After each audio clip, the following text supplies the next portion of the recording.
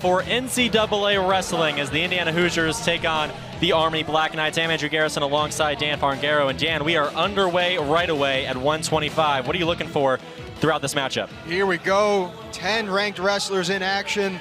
Army in their third matchup against a Big Ten opponent, looking for their first win. Hoosiers looking to defend Wilkinson Hall. This is going to be an exciting one, and we're right in action here at 125. You're absolutely right. We've got Jacob Moran and Charlie Farmer. Moran undefeated on the season so far, 8-0, 5-0 in duels, and he comes in at number 14 rather. This is an interesting one I was looking at before because, yes, it is number 12 versus unranked, but Charlie Farmer was an NCAA qualifier last year. He's got the potential in him as Jake Moran, nice ankle pick to a takedown there. This is going to be a good one, folks. Moran in control early. You mentioned the early 3 points from the takedown. Moran has won by technical fall once so far this season. He's been dominating recently. He's looked really, really sharp. Looking to keep it going here against a tough opponent in Charlie Farmer. Farmer looking to build up here.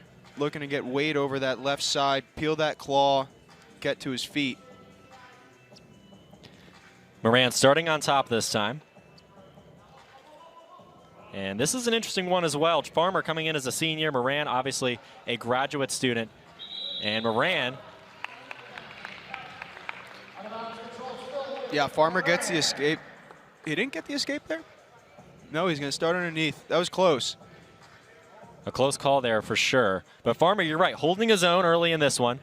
We saw Moran win in convincing fashion against a freshman for Central Michigan in his last match. And now against Charlie Farmer, someone with a little bit more experience and a little bit more awareness on the mat. Yeah, Jake has just looked so sharp. He's really building momentum as they head into the Midlands and the Southern Scuffle, or the Midlands and the Big Ten schedule. And Charlie Farmer, though, not going to make it easy. When I was watching film on Charlie Farmer, has a nice ankle pick by Moran. That's where he's so good. Gets quick to those ankles, and he finishes quick. No funny business, just right to it. Well done by Moran, and he's going to lead 6-1 in the first period so far. Adding to that riding time now. And he's going to cut Farmer right away, look to get right back to it. Charlie Farmer, when I was watching film on him, he likes to get to his shots from space, lefty collars, righty underhooks. Would like to see him mix in a few shots from space here on Moran. And he's got to watch that ankle because that's where Moran has gotten 2 takedowns now, right from that shot to the ankle. He looks sharp. Under 30 seconds left to go in the first period now. It's going to be 6-2 in favor of Moran as he looks to further that lead. And Farmer's got that righty underhook, but see how Moran has his head stuffed down? That's why he's unable to use it. Farmer's going to have to clear his head out from under there if he wants to use this underhook like he likes to. But 5 seconds to go. Looks like we're heading 6-2 into the second. You're absolutely right. He's likely to not have time to score anymore, but 6-2 the lead for Moran. Certainly manageable for Farmer here early on. Different than many of the matches that Moran has wrestled in so far this season, where he has amassed some of those significant leads and raced out to convincing victories en route to Hold on tight, this ride's not in the manual. That was closer than my last parking ticket.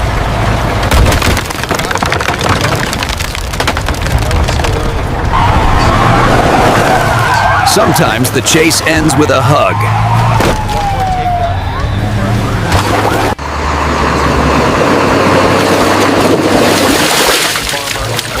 That's one way to keep your truck clean. Free bus ride to spin class.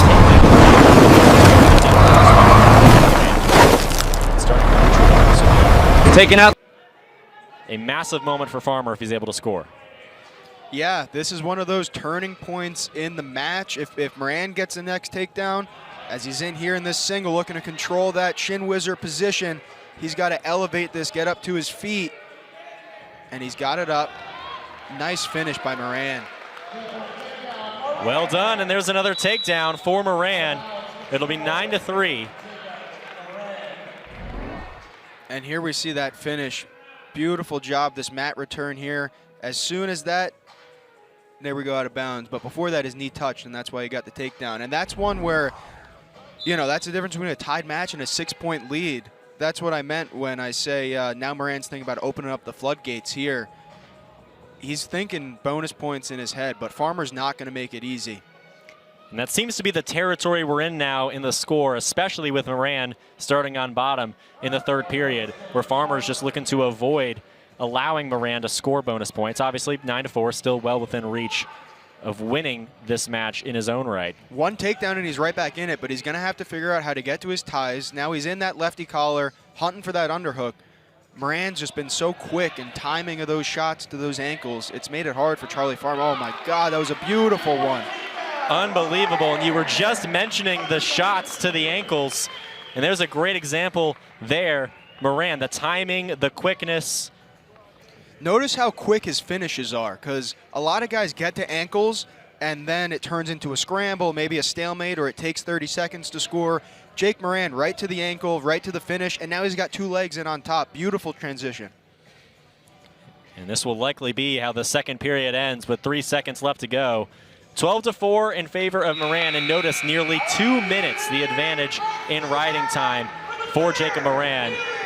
This one's been dominant so far, and we'll see if Farmer can say anything about that in the third. Yeah, Farmer will be looking for one takedown to save his team some bonus points here. Going to be tough to mount a comeback, but hey, one takedown puts you one step closer. Watch for Moran with an early escape as the 2 minutes remaining in the third period begins. Right to a re-attack. Jake Moran, no hesitation. Another 3 points. And that likely is going to seal up the possibility of bonus points for the Hoosiers at 125. Jake Moran is having fun now. When you start cutting guys, you start getting them tired. He's in the flow state right now, and there's another one. A dominant performance for Jacob Moran, as we have seen so many times this season. Points come in bunches. Points come in bunches, and Jake Moran feels that.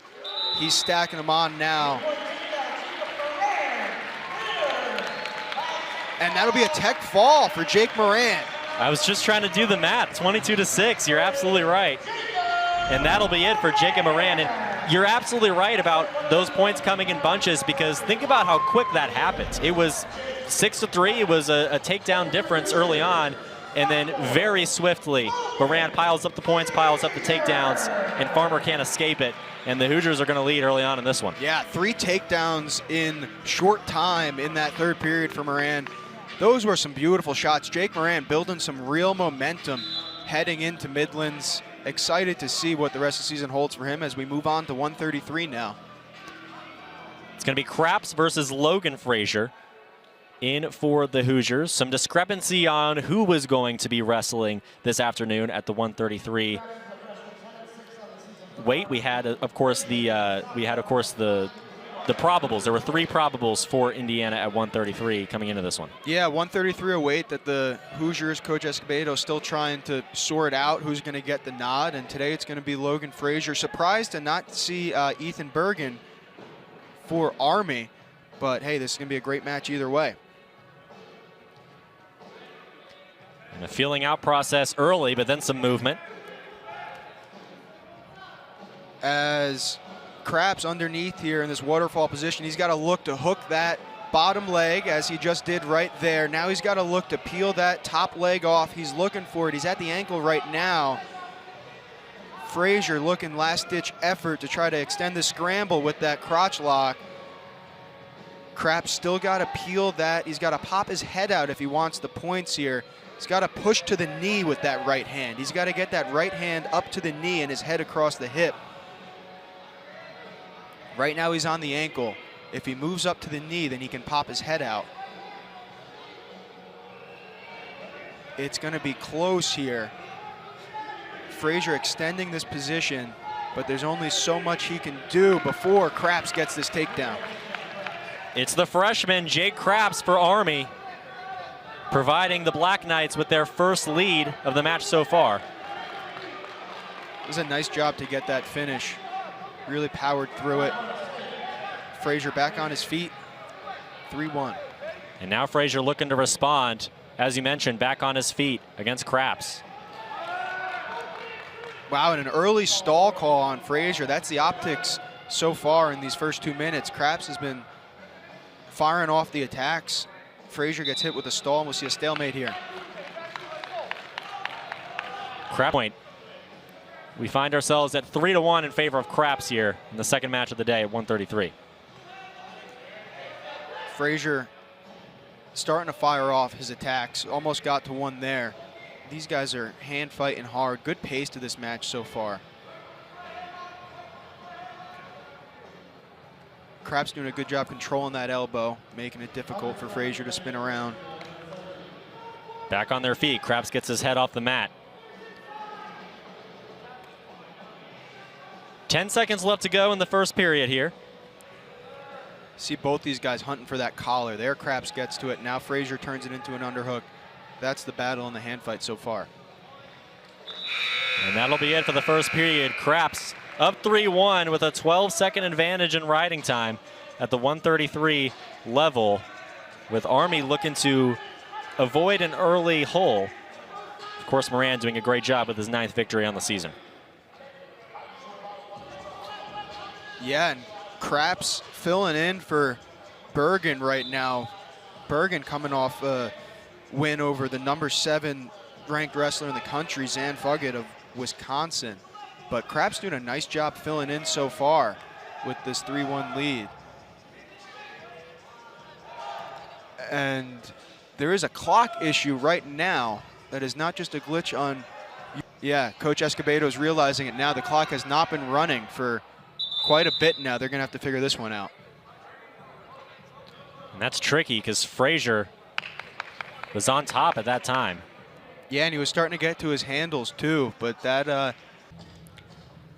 And Porter will start on the bottom with an opportunity to extend this lead. Basil looks to prevent that from happening, and we mentioned how important this one is to have if you're Army. It's important that they win some of these early matches against a Hoosier squad that has a great heavier side of the lineup.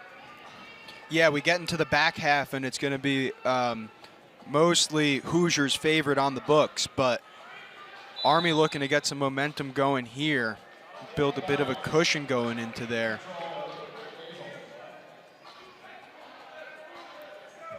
Henry Porter's just been finding ways to win these matches.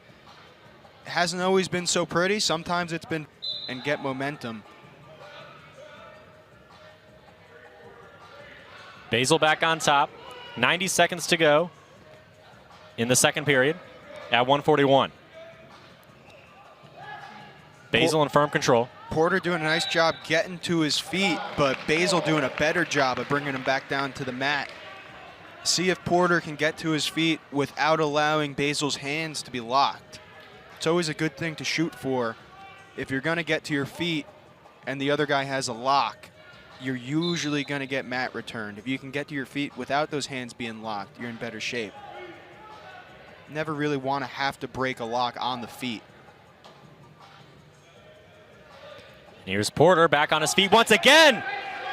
And exactly what you mentioned, down goes Porter. Close. Did they give him the swipes there? I don't think so. Just one swipe for Basil on that beautiful mat return. Almost had them. That was close. Porter did a nice job fighting off. Only one swipe, no points. Under a minute now as Basil's riding time approaches that 60-second mark. Porter back on his feet. Not for long.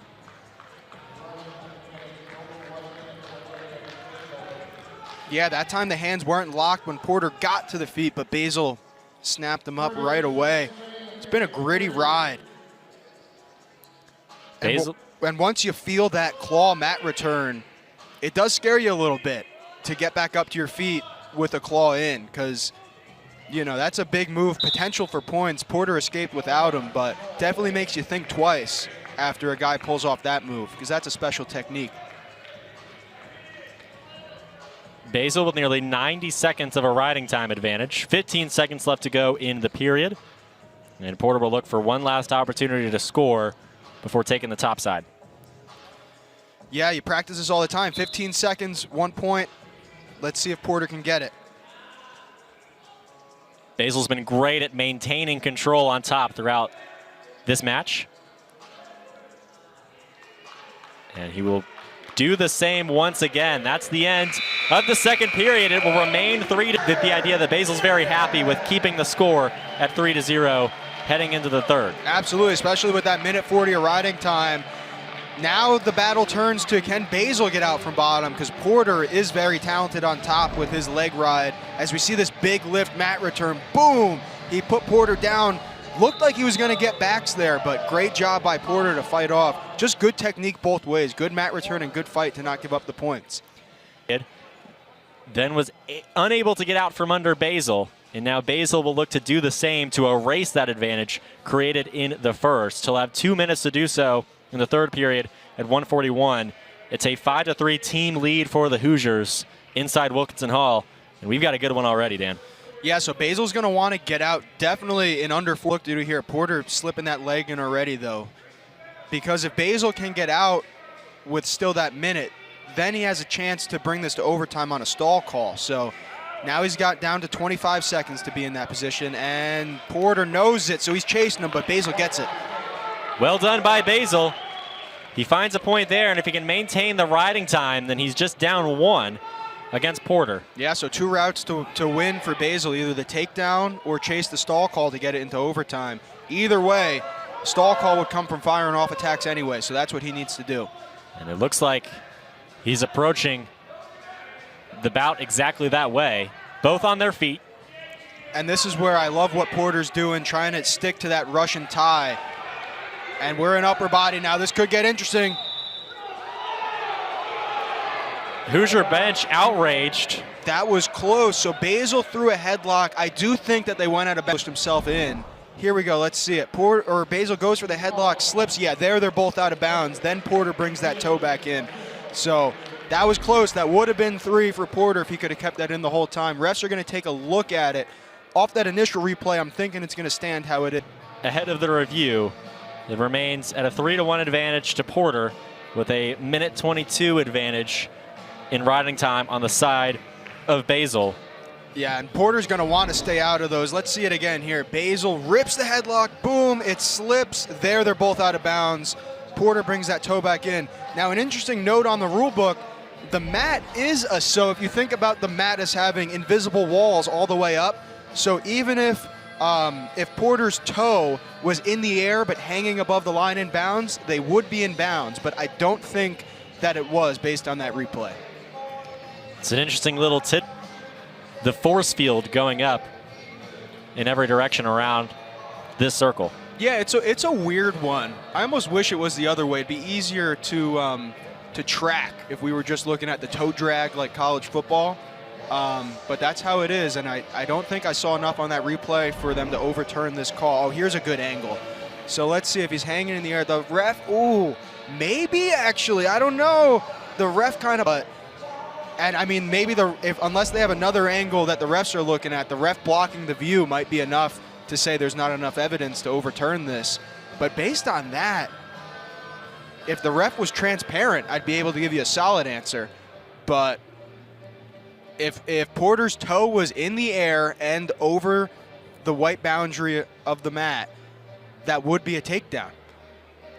Which would certainly swing a great deal of momentum. Evenly matched. And you make a great point about Porter just finding ways to win these tightly contested matches like that. You look at the takedown very late in the first period. If that doesn't occur, which it looked like it wasn't going to occur for much of that period, we have a very different conversation right now. And right there, it's a close call either direction. I'm sure both bench has a very spirited argument and very valid reasons for their arguments as to whether or not that one should be a takedown or not.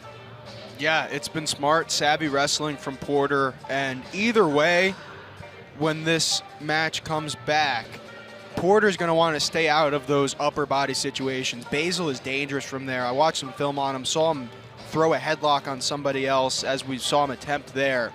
He'll go for it from upper body, so Basil might want to try to get there, and Porter should definitely try to stay out of it, stick to those Russian ties, maybe stay in space and, you know, not stall, but keep your distance a little bit from someone as dangerous as Basil. This is the type of situations that we find ourselves in when we match the 24th best team and 27th best team in the country together. And it looks like call on the mat is confirmed, no takedown. So it remains 3-1. Every score and status of this match remains the same. And we're back underway from Wilkinson Hall. So here we go, both guys with full gas in the tank after that nice long break. And I'd say that benefits Basil because you need the energy to attack more than defend. So he's going to be looking to get after it here. 50 seconds to do it. Basil attacking. Man, he went for that little slide by that was almost real slick. Now he's in a front headlock. Porter in a good spot. Not anymore. Nearly out of bounds. Wow, so similar to that Frazier match. Almost the exact same situation that Frazier match. Porter kicks to the edge as Basil gets in on the legs. And I think we're going back to the review here. I love a good review. We'll have more replays to review in this match, which is now extended well past the allotted 7 minutes with 2 official reviews now. 34 seconds to go in the third. So no matter what happens in this review, that stall call will stand. So here, it didn't look like he was going to be able to score from here, but look at how he jumps, snap, jump to that leg. He's got 1, he needs 2, collects 2. Ooh. Oh my, this is close, because if we could see that again, what happens is Porter's hand kind of is on the edge of the mat. His fingers are on the wood, but his hand is on the edge of the mat. So here we go. Again, snap, boom to the legs. Now watch Porter's right hand on the edge and on the wood. How it was there and then it jumped. Because when those that have had hits success the against wood, Brendan McCrone, they're out of bounds. But if their hand, it was looped around the edge of the mat, I don't know. This is close. And this is going to be one of those subjective ones that makes an official wonder if they made the right career choice, because either way, this one's going to be difficult to say. And here we go, a little slow motion action. Basil's in. He needs 2 legs. And there he has 2 legs. He gets the 2 legs right as Porter's hand is on this edge of the mat by the wood.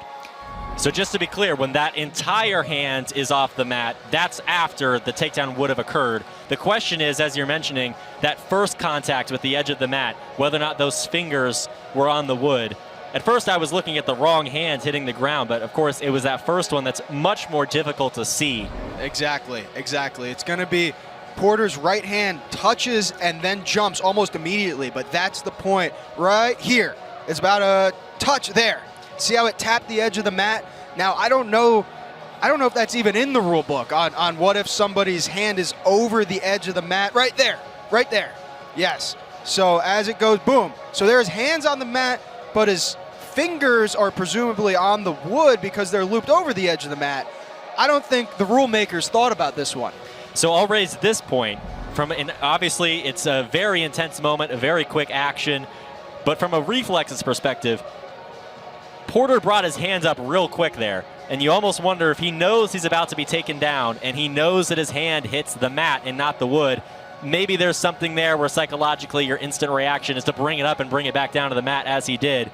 Or it's just the way hands move in a situation like that. We await the call, and it is going to be a takedown for Basil, and this match switches up very quickly.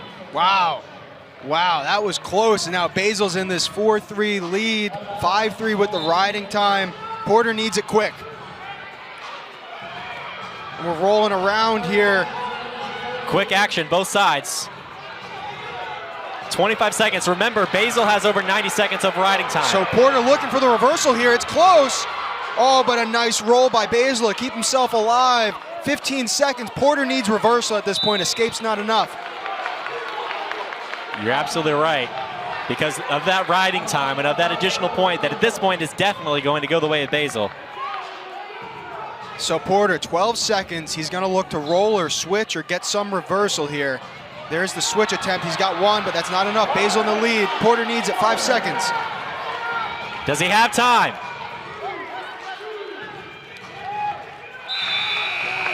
Not quite. Basil. Successful with 1 minute and 42 seconds of a riding time advantage. He will win 5-4 as Porter not quite able to come back late in that one after a very tricky takedown call. And this is a match I imagine you'd agree that we'd love to see again, just to see how the result would be in another scenario. Absolutely. Great wrestling by both guys. Basil being gritty, doesn't get phased, comes and gets the takedown. Here it is. That snap was so powerful. And boom, he gets to the leg, collects that leg right as that hand hits the edge of the mat. And man, I don't know if I've seen a call as close as that on the edge. And Basil gets it, and he gets the win. Impressive stuff. We're moving on. And so Army is going to have a lead as a team now, 6-5. Remember, Moran with the technical fall at 125, and then 2 victories by regular decision for the Black Knights to swing the lead in their favor for the first time this afternoon. And now we have the 149 match between Barvitsky and Butler. And here we go. I love watching Joey Butler wrestle. He posted a day in the life video the other day. Here's Joey Butler's breakfast smoothie. Listen to this. A banana, cacao powder, not too weird yet, right? Okay, 20 ounces of raw milk, 4 raw eggs, coconut oil, and salt. Andrew, actually, I brought one with me for you to try if you want to give it a taste. Oh. No, I did not. Certainly would not. That would be obligatory from me, for sure. I wouldn't do that to you. I don't know if I could stomach that myself. The 4 raw eggs is really what gets me, and that's why, you know, Joey Butler on the smaller side of 149, and these smoothies helping them really fill into the weight and be strong up at this weight. And it's worked out for him so far. I mean, he's got 3 ranked wins in duels this year versus Columbia, Central Michigan, and Little Rock. But Joey Butler's still not ranked, as we see on the screen. I think it's almost time for him to earn that ranking from the rankers. But rankings don't really matter all that much. You know, they're fun, but I bet that Joey Butler doesn't really care that he's not ranked, but hey, he's got 3 ranked wins, and now he's in on a shot here. This great opportunity for Butler. I call it Funky Town. We're in Funky Town. Some people like to vacation in Funky Town. Joey Butler lives there. And a potentially dangerous call that time, and that's something that often occurs in Funky Town, as you mentioned, as you find yourself in wacky positions like that one. It's true. Funky Town is a dangerous place. Dangerous place. There's a lot of risk when you go to Funky Town. A lot of casinos in Funky Town. That's a good way to put it. And Joey Butler spends a lot of time in Funky Town. Those knees get twisted up, ankles twisted up, and refs protecting the joints of these great wrestlers. Great to see. They stopped that one before it could get too out of hands. And now with about a minute left in the period, they're both back on their feet.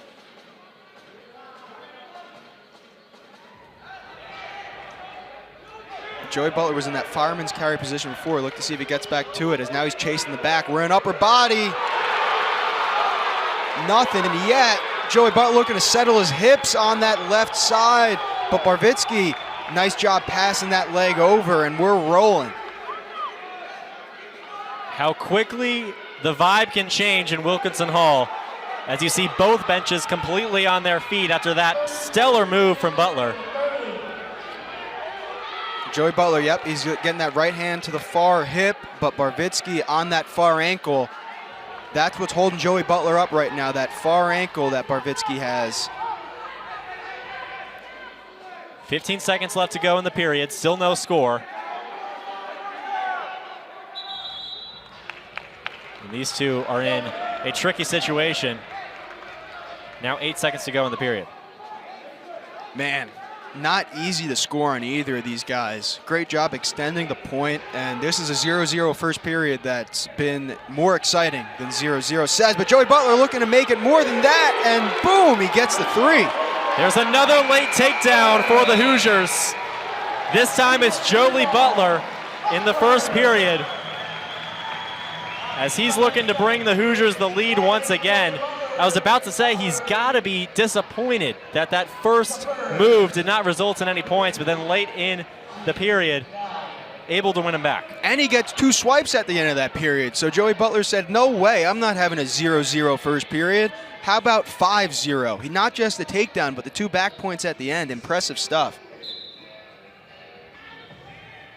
Butler starts on top for the second period. Barvitsky looking to get on the board. But Butler in firm control on top.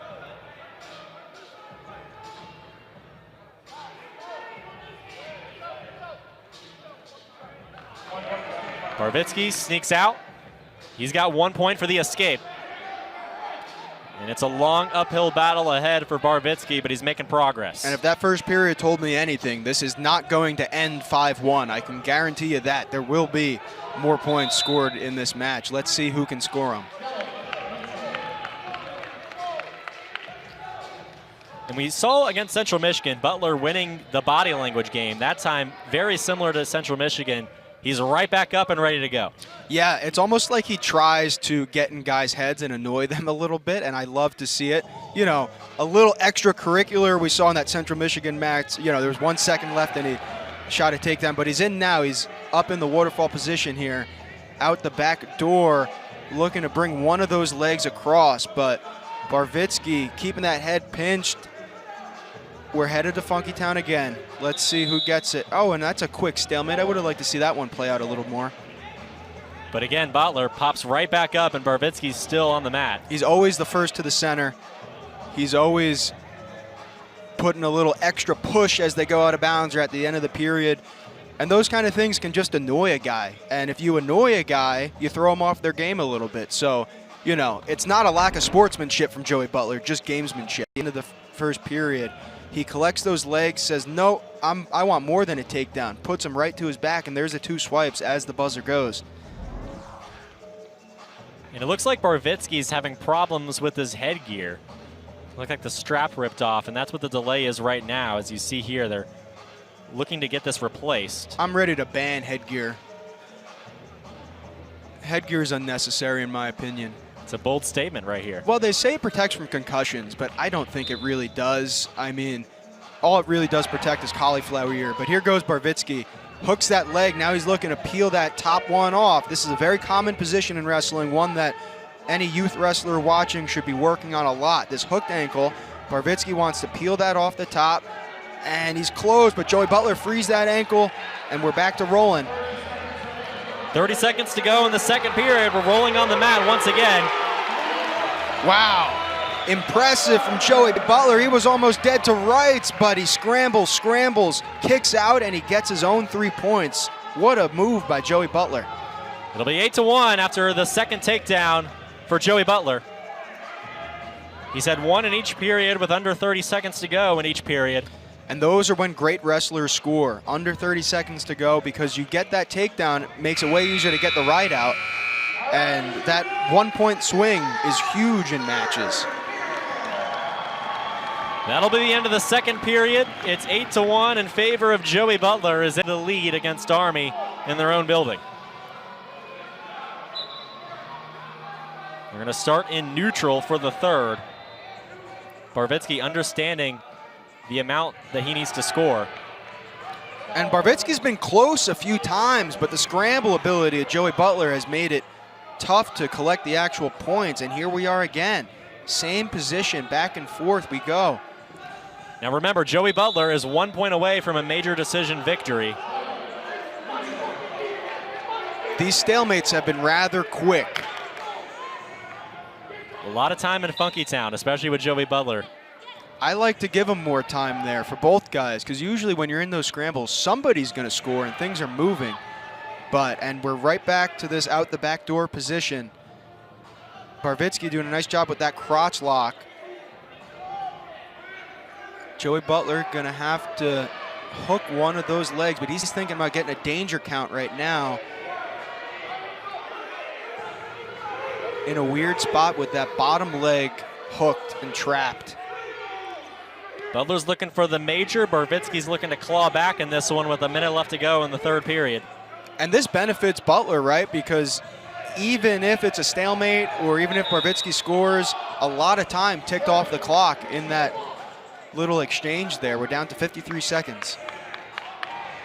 Butler wants the major, though. And he'll have an opportunity to secure it right here.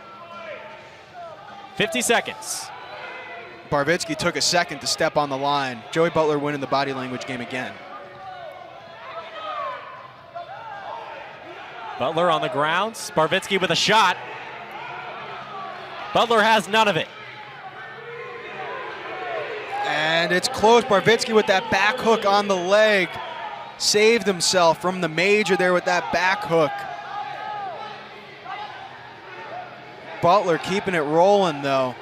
He's gonna look to kick out that left leg. If he can free that left leg. Danger again. And he got it. Wow. Joey Butler puts him in the danger count. Gets his 3 points. He's gonna get this major. A win by major decision for Joey Butler. It'll be 11-1 at 1:49, and Indiana is gonna win back the lead. This one's back and forth, but Joey Butler is going to win again and extend his record to 6-3 overall and 4-2 in duels on the season. Non-stop attacks, and look at the hair bouncing of Joey Butler as he runs off the mat. That beautiful head of hair. Non-stop attacks from Joey Butler. That was fun to watch. You're absolutely right, and that'll be it for this segment. We'll be back in a few for the next two matches live on Big Ten Plus.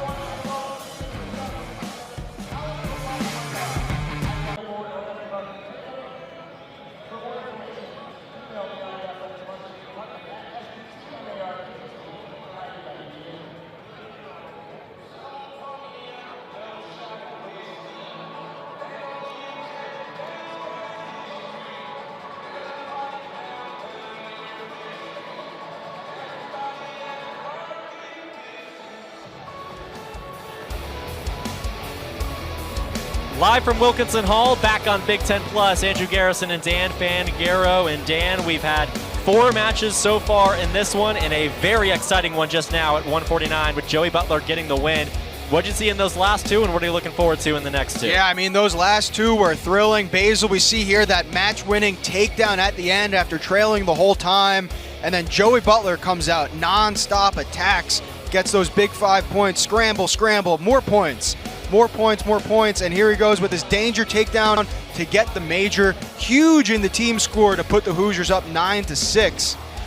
And those bonus points have been the difference. 2-2 match split, but a 9-6 lead off of the tech from Jake Moran and the major from Joey Butler, whereas Army's had 2 basic decisions. And here we go at 157. Underway at 157, as you mentioned. Both teams are winning, but Indiana's winning by more. And we'll see if Bryce Lowry can continue that. Or if on the other side, Joseph Antonio, the freshman, is going to be able to score once again for Army. And potentially tie this one up or retake the lead for the Black Knights. Yeah, this is an interesting matchup. Bryce Lowry's been in and out of the rankings in that 30 range. Joseph Antonio right around there. And I think we're going to have a very competitive one here. Lowry's biggest struggle so far has been, throughout this season, has been finishing those shots. He's really good at getting to those ankle shots, and his challenge has been powering through and getting to quick finishes, because if you let your head slip under on those shots, they turn into these longer scrambles and stalemates, and Lowry looking to finish those quicker. We just saw that one get stalemated. Let's see if he makes the adjustments. Antonio on the other side, 12-3 on the year. Great standing, the freshman from Long Beach, California, as both sides remain on their feet. Yeah, Antonio, really strong fundamentals. We see him keeping that low stance here, and that low stance is a nice way to counter the quick ankle attacks of Lowry. Taking that underhook, now he's got it locked around the head. Dangerous position here. I'm going to say out of bounds that time, so we'll reset with 92 seconds left to go in the first period. No score yet here in match number 5. They hit Lowry with the stall on that out of bounds too, as we have some blood time. But yeah, Lowry got hit with that stall. It's tough in those upper body positions because, you know, you get to the edge of the mat and your options are either to overcompensate with forward pressure, which is exactly what the other guy wants, or out of bounds and then you get hit with the stall. Kind of puts you between a rock and a hard place there, as we see it here. So if Lowry, he's trying to stay in, but in that compromised position of the upper body makes it tough, and he gets hit with that stall.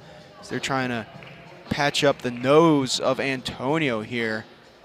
That's a tough-looking bandage.